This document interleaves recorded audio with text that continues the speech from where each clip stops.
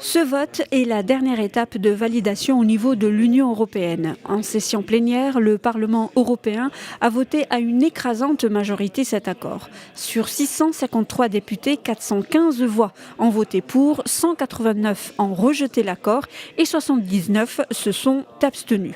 C'est le couronnement d'un processus de négociation technique, de validation juridique et de concertation politique entre le Maroc et l'Union européenne.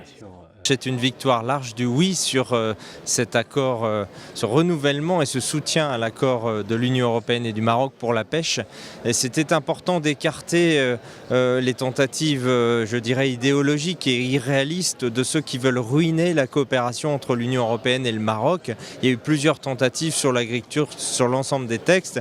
Et aujourd'hui, c'est une nouvelle victoire de tous ceux qui défendent la coopération en Méditerranée, la coopération entre l'Union européenne et le Maroc en particulier. Et c'est vrai que c'est une victoire à la fois pour les pêcheurs marocains, mais aussi pour les pêcheurs de au moins 11 pays européens.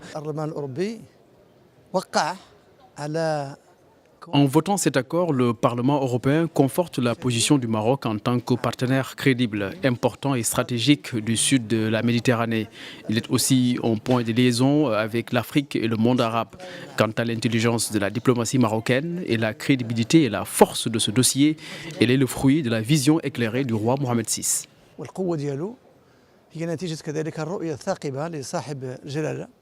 Cet accord est la suite logique des développements positifs récents dans le partenariat stratégique entre le Maroc et l'Union européenne. Après l'adoption le mois dernier de l'accord agricole, le vote de ce mardi vient confirmer l'attachement du Maroc et de l'Union européenne au renforcement de leur partenariat stratégique. L'accord comprend des dispositions visant à optimiser les retombées et les bénéfices pour les populations locales des zones concernées. Il prévoit aussi des exigences techniques visant la préservation de la durabilité des ressources halieutiques et la protection de l'environnement marin.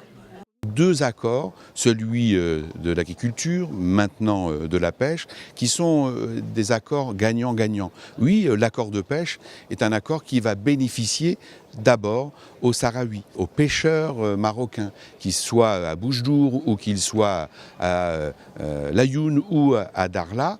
45 000 emplois directs ou indirects bénéficient de cet accord de pêche. C'est aussi un accord gagnant pour le Royaume du Maroc.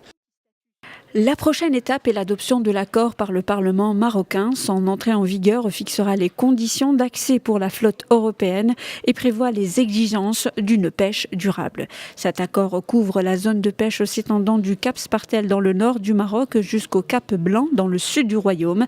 La contrepartie financière annuelle est de 52,2 millions d'euros, soit une hausse de 30% par rapport au précédent accord.